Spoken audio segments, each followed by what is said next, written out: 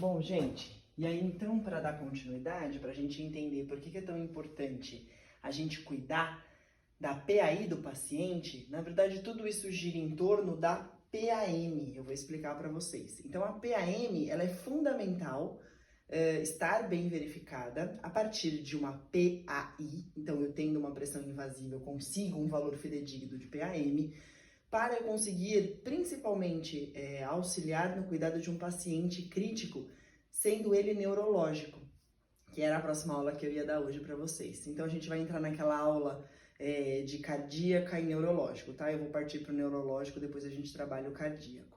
Então, um paciente que está em uma condição neurológica de traumatismo ou de alguma condição metabólica que seja neurológica, ele pode entrar em um estado de coma, que tá lá nos slides para vocês a definição, mas eu deixei mais ou menos aqui para a gente poder trabalhar a ideia. Então, um coma, ele pode ser ou um coma fisiológico ou um coma induzido. O coma, ele pode acontecer ou pela lesão cerebral que o paciente teve, ou, se ele for no caso do induzido, para que o paciente tenha a proteção das estruturas cerebrais dele.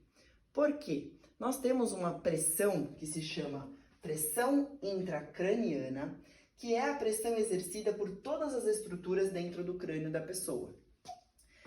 Vamos imaginar que eu tenho um crânio que tem cérebro, que tem as veias e as artérias, né, deste cérebro que irrigam este órgão, e além disso nós temos também o líquido raquimedular. Tudo isso para estar bem irrigado, para ter uma boa perfusão, para que o sangue circule de maneira efetiva e leve oxigênio e nutrientes de maneira efetiva, é importante que tudo isso esteja muito bem harmonizado, né? Que não tenha pressões que façam compressões dessas estruturas, impedindo que o sangue passe de maneira efetiva. Essa pressão que a gente chama-se PPC, que é a força da pressão nas artérias que leva o sangue ao cérebro. A sigla se chama pressão de perfusão cerebral. Significa que, a partir de um traumatismo, uma pessoa pode ter essa pressão de perfusão, né, de sangue que vai até o cérebro alterada, e isso prejudicar a irrigação deste órgão, fazendo com que esse paciente tenha lesão cerebral, que é o que a gente não quer. Então, um paciente que teve um traumatismo, por exemplo, ele vai ter tanto a PIC quanto a PPC dele alteradas, e aí ele pode entrar em um estado de coma. E aí o coma, se ele for fisiológico, ele pode ser neurológico de origem, então um traumatismo craniano, um acidente vascular encefálico, um projétil no cérebro, qualquer coisa que altere fisicamente, né, fisiologicamente o cérebro, ou ele pode ser metabólico, então uma doença, por exemplo, uma hipertermia, que parece uma condição simples, pode levar o paciente a entrar em um coma, tá? E aí a origem dele é metabólica e não neurológica. Independente se a origem for neurológica ou metabólica, o coma, ele vai ter graus, ou seja, em qual o grau diz para nós qual é o nível de lesão cerebral que aquele paciente teve. Então, se for grau 1, significa que aquele paciente tem resposta a estímulo doloroso, então eu coloquei aqui resposta à dor, e também tem ainda os reflexos preservados. Que reflexos são esses, professora? Existe uma escala que eu vou ensinar para vocês hoje, que se chama escala de coma de Glasgow. Então, ela só é aplicada em pacientes em coma, que é essa escala aqui, ó. São avaliados reflexos a partir desta escala. Quem aplica essa escala é o enfermeiro. No slide para vocês eu deixei todos os parâmetros que essa escala avalia. Então, lá tem resposta motora, resposta ocular. E aí, a partir desta escala, os reflexos são avaliados e a gente tem a capacidade de entender se esse paciente está mais grave ou menos grave, ou seja, com mais lesão cerebral ou menos lesão cerebral. Então, só para a gente fazer um parênteses aqui na escala, um paciente que tem 8 de pontuação significa que ele está entubado e ele tem uma lesão grave. Um paciente que tem a pontuação de 9 a 12, tem uma lesão cerebral moderada e normalmente ele não está entubado. E de 13 a 15, uma lesão leve e também normalmente ele não está entubado. Porém, todos esses estarão em coma. E aí o coma, como vocês viram, tem graus, né? Então, de novo, essa escala só vai ser aplicada em pacientes em coma. Ah, eu posso aplicar em mim? Não, eu não estou em coma, ela não vai funcionar, logicamente. Então, os parâmetros dela só servem para fazer a avaliação de um paciente em coma. E aí, em que grau de coma esse paciente está? Bom, ele pode ter todos os reflexos pela escala de coma de Glasgow positivos e ele também responde a estímulos dolorosos. Então, é grau 1, é um coma leve.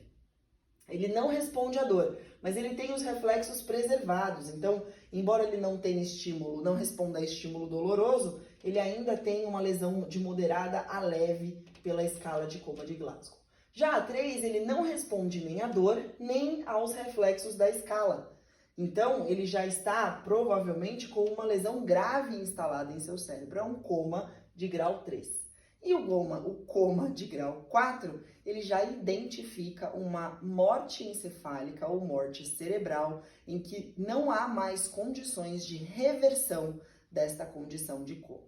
Então, isso é importante a gente saber. O coma, ele é reversível, sim, ele pode ter reversão, desde que não seja um coma grau 4. Coma grau 3, 2 ou 1, eles podem se reverter ou ainda podem levar o paciente a entrar em um estado vegetativo.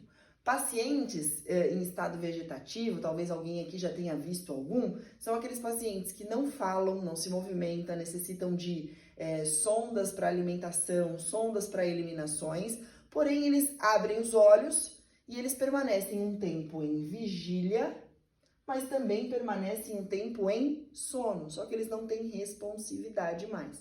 Então, a gente já não considera mais um estado de coma. Quando tem essa alteração de estado de sono e de vigília, não pode mais ser chamado de coma. Porque no coma, o paciente fica o tempo inteiro como se estivesse em estado de sono, tá?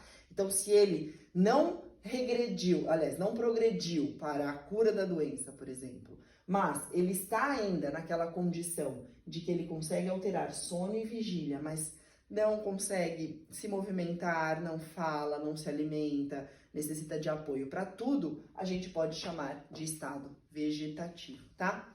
Bom, um paciente então nessas condições, com certeza em qualquer grau de coma, seja ele grau 1, 2 ou 3, vai necessitar da monitorização da pressão intracraniana.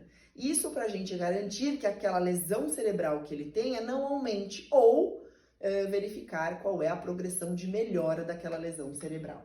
Tudo isso para dizer que um paciente neurológico provavelmente terá que ter uma PAI para medir a pressão arterial média, porque é feito um cálculo a partir da pressão arterial média com a pressão intracraniana, que eu vou mostrar para vocês daqui a pouquinho o que é, para se calcular a pressão de perfusão cerebral. Ou seja, a partir deste cálculo, em pacientes neurológicos, o médico consegue saber se o cérebro desse paciente está sendo perfundido, ou seja, tem irrigação adequada para ter uma progressão ou regressão da doença, certo?